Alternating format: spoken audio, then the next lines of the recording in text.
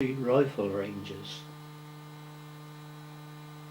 It is at this point in the field that a warning notice on the footpath stated that if a red flag was raised, the footpath was closed as firing was taking place on the ranges. Another red flag was flown on firing days at the Saddler's Mill end of the footpath, with another accompanying notice. The lessee of Spurshot House, Mr. Morris, also received an annual sum for one of his staff to fly a red flag in a nearby field adjoining the track at Cowdrove on firing days. Continuing on across the field, a concrete bridge can be seen on our left. This gave access across the stream for the 500 and 600 yard firing positions for the North Range. If we look at the bridge railings, there is evidence of misdirected shots hitting the railings. Just over the bridge on the left is the only remaining field telephone point at the 500 yard firing position that connected with the marking gallery at the butts.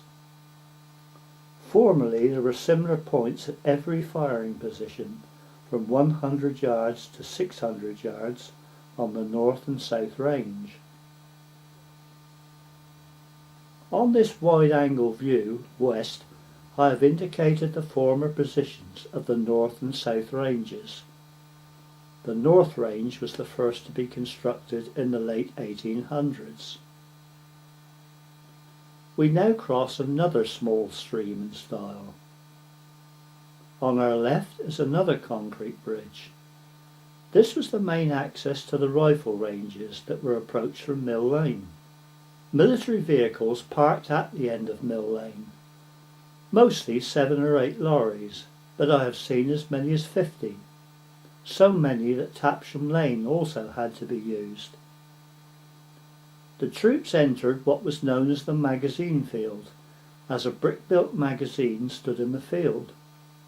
Built at the time of range construction, it stood until the late 1970s, but was wrecked by travellers who illegally commandeered the field.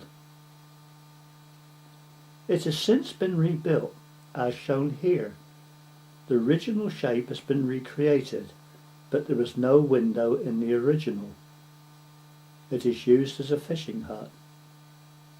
Sometimes an army group would camp in the magazine field for a week. We were especially interested in the tented cookhouse. Military personnel then crossed a concrete bridge over the River Test. Previously it was constructed of 2 large pine trunks with boarding attached. This photograph of flooding in 1960 is the only picture in our collection that shows the concrete bridge across the Test. All the water beyond is flooded meadows. Crossing the river led to a wide gravelled path, flooded in this view, down to a corrugated iron shed painted red. The 600 yard firing position for the North Range is just visible above the flooded field. I also indicate the position of a large dugout on the edge of the woods we stumbled across after the war. Built of sandbags filled with concrete, its exact use has not been determined.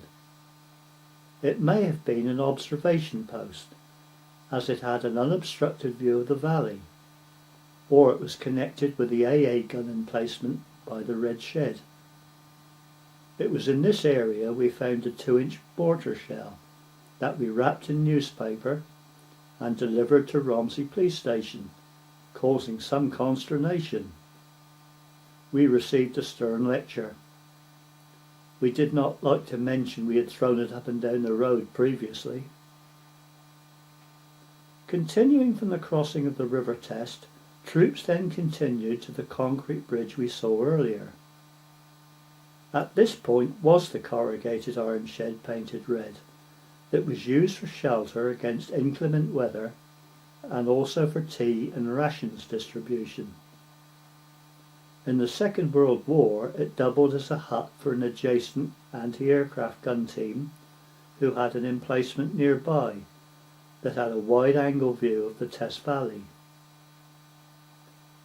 These were the remains of the Red Shed in 1999, 33 years after the ranges closed. This is a view of the site in 2011. The old pathway was on the line of the Yellow Arrow. The concrete bridge over the River Test from the magazine field is in the background. The position of the wartime AA gun emplacement is marked with a red arrow. And a close-up of the Test Bridge. In my youth, Archie Padwick was the range warden. A large, amiable man, he was delighted when we offered our services. We would set up the red flags on the footpath, set up the field telephones, and help repair the targets. He would issue us with little booklets of coloured paper that we would tear off and paste over the bullet holes. We also collected spent cartridge cases and many live rounds that were discarded all over the ranges. Still having a service rifle, Archie would set up a target, and under his supervision we'd take turns to loose off the rounds. We also enjoyed running errands for service personnel, carried ammunition, shared their rations. There were always huge quantities of boiled eggs. The paratroopers were especially friendly. The Navy from HMS Daedalus, Royal Air Force from RAF Calshot, and Army cadets were frequent visitors. Local rifle clubs also used the ranges. In these days of stringent health and safety, it seems amazing that we had the run of the ranges, even in the marking gallery during firing. There does not seem to be any close-up photographs of the ranges in existence, so computer graphics will have to suffice. This is a simulation of the view from a firing position. Both North and South ranges had 16 stations with number boards above. Targets are shown raised at position 4, 7 and 12. Low, grass-covered banks were situated at intervals of 100 yards from the butts to a distance of 600 yards. Elderly residents record snipers being trained from 1,000 yards in the First World War on the North Range, the firing position being on the banks of the River Test at Mead Mill Farm in Mill Lane. This is a close-up of a rifle target that was made in 6-foot and 4-foot square sizes. A 4x2 wooden frame was made and hessian nailed tightly across. Coloured paper was then glued onto the hessian with wallpaper paste in the colours shown here and circular divisions drawn on. The divisions were Bull, worth 4 points, Inner, 3 points, Magpie, 2 points, and Outer, 1 point. This is a simulated section through the butts. This is similar to the South Range. Left is a berm. This is a term for an earth embankment, which helped protect the reinforced concrete of the marking gallery from misdirected shots.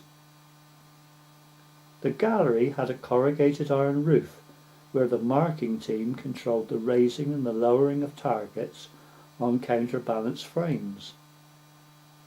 The bullets passed through the targets and embedded in the second berm on the right. The South Range also had a wooden workshop and a target store at the end of the gallery, and a single bucket latrine.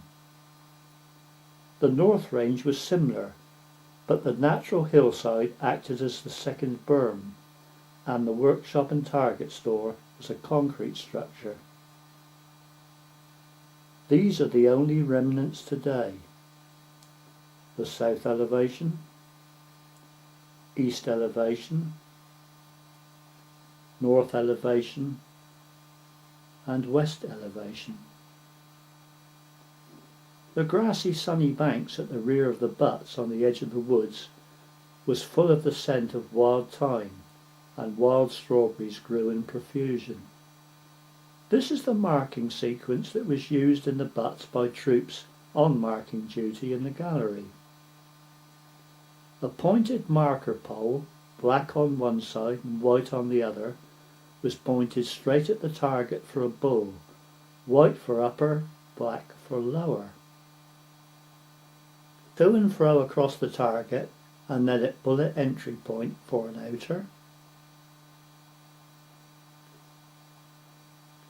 Straight up and down for an inner.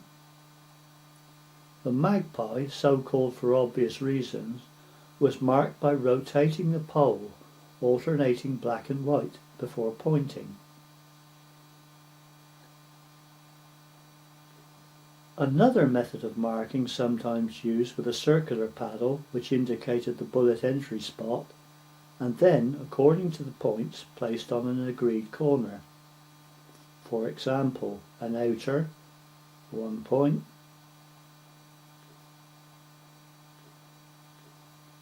an inner, 3 points.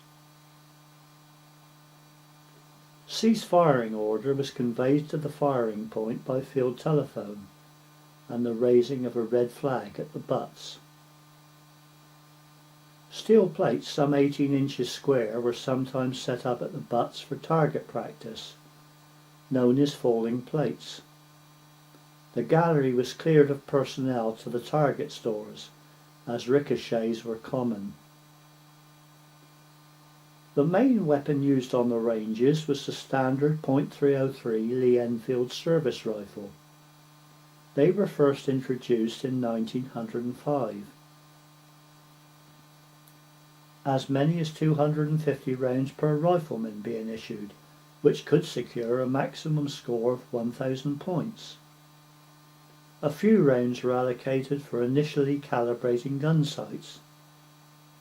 We enjoyed it if tracer rounds were used, giving a streak of red or green neon-like light, but it brought the ire of the range warden, as it could set targets alight and there was no running water available. The berms must still hold many tons of lead.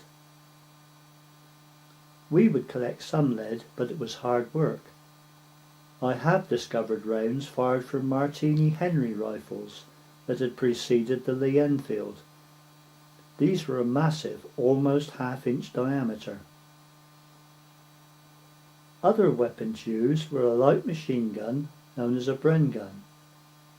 These had similar bore to the rifle of .303 and had a magazine holding 28 rounds. They were normally used in the single shot mode.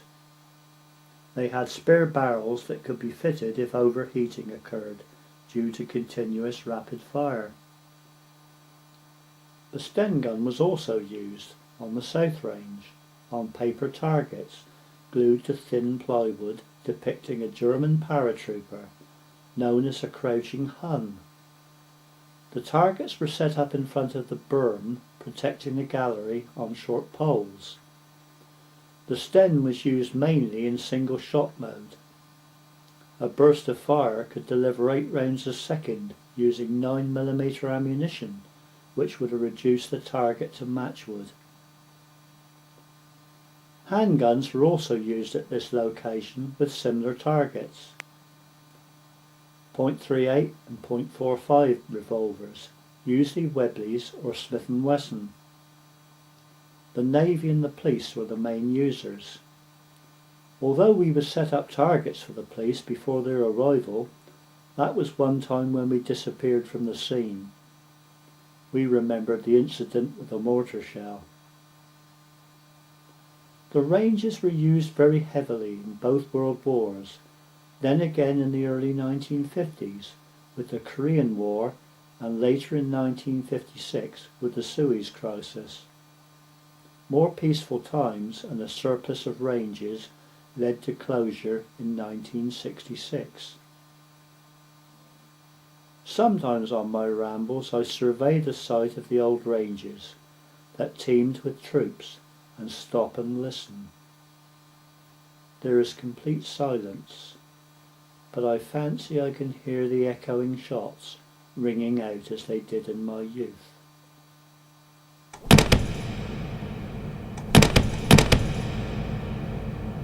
We continue on the Test Way. On our left, Romsey Abbey towers above the trees. We shall have a clearer view in a while. On the right, Green Hill presents a tranquil scene. There are remnants of a silted dew pond here. Spurshot House is on the skyline. Remember, it had castle-like towers that could be seen from Broadlands until the early 1950s, which we saw earlier on our circular tour. Looking back from whence we came, Roke Manor is just visible. 60 years ago the property had uninterrupted views of the Test Valley.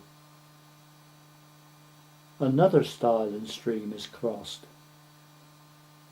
Onward to Sadler's Mill Farm. The kink in the footpath was the position of the other red flag warning mentioned earlier. The new Sadler's Mill Farm buildings are on our right. Now Romsey Abbey is much more prominent across the River Test. A telescopic lens brings us in even closer. Green Hill View by Blackbridge can be seen, and the rear of the renovated Sadler's Mill. We pass through a small kissing gate, past the Test Way fingerboard. A gravelled track is now reached. Looking back at the renovated old farm buildings of Sadler's Mill Farm. A great improvement from the former derelict buildings seen a year earlier. On through another kissing gate, and we reach the junction of the Test Way with the Green Hill footpath. The fingerboard shows the route that we have just traversed. Let us examine the Green Hill footpath. A sunny spring afternoon shows why it was named Green Hill. If we continue along the path, we reach a stile and cross the stream again that we first met up with in Squab Woods. Climbing the hill, we can take in the wonderful scenery. The Test Valley, with the Test Way in the mid-picture that we have just traversed, and showing the River Test snaking through the valley. Sadler's Mill and houses on the causeway. A fine view of Romsey Abbey, and with a telephoto lens. The Cromwell Arms at Maidstone, once a horse and jockey. This is Maidstone Farmhouse, with Broadlands under renovation, seen beyond through the trees. On the southern skyline, the cranes of the container port can be seen at Southampton docks. Beef cattle are grazing. The price of milk paid to farmers decimated the dairy herds of former days. Retracing our steps, we arrive back at the Test Way, and we pass between Poplar Cottage on the left and Sadler's Mill Farmhouse on the right to enter the causeway in front of the renovated Sadler's Mill. Our journey has ended. I hope you've enjoyed the tour. Thank you for joining me.